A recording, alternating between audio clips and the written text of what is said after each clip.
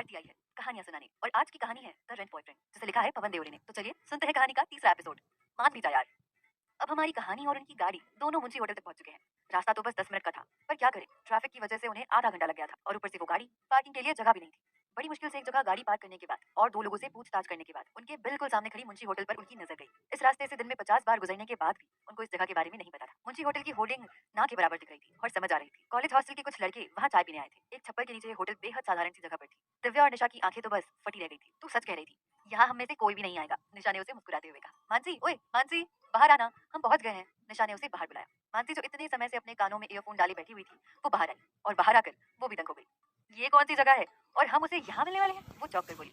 हाँ, और अब मुंह बंद कर ले और हमारे पीछे पीछे चल। अब वो तीनों मुंशी होटल की तरफ बढ़ने लगे। उन्हें देखकर वहाँ खड़े लड़के जो शायद उन्हें जानते थे, वो धीरे धीरे वहाँ से खसकने लगे। हे, लोग हमें देखकर जा क्यों रहे हैं? दिव्या ने मानसी से पूछा। दहशत, मानसी ने हंसकर जवाब दिया। वो लोग वहाँ पहुंचे तभी विजेंद्र अंदर से बाहर आया। आइए आइए, दो मैडम तो नहीं, आज तो तीन है, तो तीनों मैडम को हमारा नमस्ते। बैठिए बैठिए ना। विजेंद्र ने उन्हें एक जगह बैठा दिया। तो बताइए क्या लेंगी आप? चाय, कॉफी, दूध? नहीं शुक्रिया, one cappuccino and burger please. Mansi ने फुल कॉन्फिडेंस के साथ अपना ऑर्डर मंगवाया। विजेंद्र तो थोड़ी देर के लिए सोच में गिर गया और साथ ही साथ वो मुंशी अंकल भी। मानसी, वो यहाँ नहीं मिलता है, हम बाद में कभी खा लेंगे। निशा ने उसे चुप कराया। विजेंद्र जी, आपके दोस्त कन्हैया लाल नजर नहीं आ रहे? निशा ने पूछा। अरे वो तो इंटरव्यू की तैयारी में व्यस्त है, हमने तो उसे भारत की राजधानी से लेकर अमेरिका तक की सब रटवा दी है, अब उसका जी के घोड़े की तरह दौड़ेगा देखिएगा। विजेंद्र ने तो उसकी तैयारी करवा दी थी, लेकिन वो इस बात से अनजान था कि यहाँ दरअसल उससे कुछ और ही पूछा जाने वाला है। हाँ हाँ अच्छा है। निशा ने उसे एक अगली स्माइल दी। हम अभी बुला कर ले आते हैं उसे, आप यहीं बैठिएगा। ये कहकर विजेंद्र चला गया। यार, इस लड़की को संभालना मतलब बहुत भेजा फ्राई करना होगा। निशा ने अपने माथे को हाथ लगाते हुए दिव्या से कहा। थोड़ी ही देर में कन्हैया और विजेंद्र वहाँ आए। कन्हैया लाल दिखने में बेहद खूबसूरत था, अच्छा खासा हट्टा कट्टा था, जैसा उन्हें चाहिए था वैसा ही था। दिव्या तो उसको एक समय तक देखती ही रह गई और शायद निशा और मानसी भी। तभी उनकी नजर उसके ड्रेस पर पड़ी। उसने व्हाइट पैंट के ऊपर चेक शर्ट पहनी हुई थी। उसके शर्ट के बटन गले तक बंद थे और एक टाई भी था जो शायद उल्टी थी। उसकी आंखों पर फॉर्मल चश्मा था जिसकी आवश्यकता शायद नहीं थी। उसके पैरों में वो चप्पल थे जिसकी मार्केटिंग शायद 10 साल पहले ही बदल चुकी होगी। उसके कपड़े उसकी आकर्षकता बयान नहीं कर पा रहे थे। वो लोग समझ गए थे कि ये कपड़े जरूर विजेंद्र ने कन्हैया लाल को पहनाए होंगे। हाय, उन तीनों ने उससे कहा। नमस्ते, उसने कहा और विजेंद्र उससे थोड़ी दूर खड़ा होकर उससे कहने लगा, बेस्ट ऑफ लक। उसका ये बर्ताव देखकर तीनों अंदर ही अंदर हंसने लगे। उसकी ये करतूत उन सबको हंसा गई। वो लोग इस सब से बाहर आए और निशा ने अपना पहला सवाल कन्हैया से पूछा। आपका पूरा नाम क्या है? कन्हैया लाल। कन्हैया लाल डर गया था। वो उनकी आंखों में आंखें डालकर कुछ भी नहीं कह पा रहा था। तभी विजेंद्र ने कहा, वो क्या है ना, इतनी खूबसूरत लड़कियां एक साथ देखकर हम लड़के लोगों का यही होता है। एक काम कीजिए, आप उनके पास बैठ जाइए। फिर विजेंद्र कन्हैया के पास बैठ गया। हम सीधे मुद्दे की बात पर आते हैं, ठीक है कन्हैया जी? आपको हमारे लिए एक्टिंग करनी होगी। एक्टिंग? हाँ एक्टिंग। इसमें इतना चौंकने की क्या बात है? मैडम जी, ये और एक्टिंग, अरे इसे तो रामलीला में भी बंदरों का काम मिलता था और ये एक्टिंग करेगा? जी मैडम जी, ये एक्टिंग वैक्टिंग हमसे ना हो पाएगा। अरे हमें तो ठीक से बोलना तक नहीं आता लोगों के सामने, तो हम सिखाएंगे आपको सब कुछ जो एक्टर में होता है। लेकिन हम नहीं सीख पाए तो?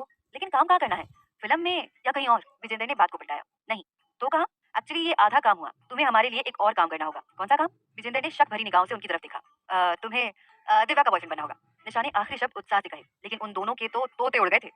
उन दोनों का मुंह खुला ही रह गया था, खासकर विजेंद्र का, जिसे यहाँ सबसे अधिक झटका लगा था। उसका मुंह देखने लायक था। क्या? कन्हैया लाल ने कहा। क्या? विजेंद्र ने कहा। क्या? मानसी ने ये फ्लो में ही कह दिया। तू क्यों क्या कह रही है? निशा ने उसे डांट लगाई। ओह सॉरी, मुझे लगा मुझे भी ये करना है। बॉयफ्रेंड, वो भी इन मैडम जी का? लेकिन क्यों? हाँ, अरे हमने तो सपने में भी किसी का बॉयफ्रेंड बनने का नहीं सोचा और यहाँ तो खुला ऑफर मिल गया इसको। विजेंद्र ने जलन से कहा। सुनो सुनो, पहले पूरी बात तो सुन लो। तब निशा ने उन्हें सारी कहानी बताई। वो दोनों उसे ध्यान से सुन रहे थे। सब कुछ समझने के बाद विजेंद्र ने कहा, तो ये बात है, लेकिन लोगों के सामने बॉयफ्रेंड बने रहना तो बहुत ही मुश्किल काम होगा। कोई मुश्किल नहीं, कॉलेज टाइम तक एक्टिंग करनी है और फिर तुम अपने घर और हम अपने। हाँ, और तुम्हें रोज का 1000 रुपए मिलेगा। मानसी ने उत्साह में ये कह दिया, जो शायद उसे नहीं कहना चाहिए था। कन्हैया लाल गहरी सोच में पड़ गया। उसे समझ ही नहीं आ रहा था कि वो क्या करे और क्या कहे। बहुत देर सोचने के बाद, उन तीनों से नजर झुकाने के बाद उसने कहा, मैं ये काम नहीं कर सकता। क्यों? मुझसे झूठ नहीं बोला जाता और धोखा भी नहीं दिया जाता। मुझे माफ कीजिए, मैं यहाँ कोई और काम ढूंढ लूंगा जो मेरे लायक हो। सोचो कन्हैया, दिव्या जैसी लड़की का बॉयफ्रेंड बनने का मौका हर किसी को नहीं मिलता। फिर भी मुझे आपकी जॉब नहीं चाहिए। ये जॉब नहीं है, हम तुम्हें बस रेंट पर ले रहे हैं, वो भी सिर्फ 1 साल के लिए, सुबह से 9 बजे और रात के 8 बजे तक बस। तुम तो एक रेंट बॉयफ्रेंड होंगे। बहुत समझाने पर भी वो मान नहीं रहा था। विजेंद्र ने उसका हाथ पकड़ा और कोने में ले गया।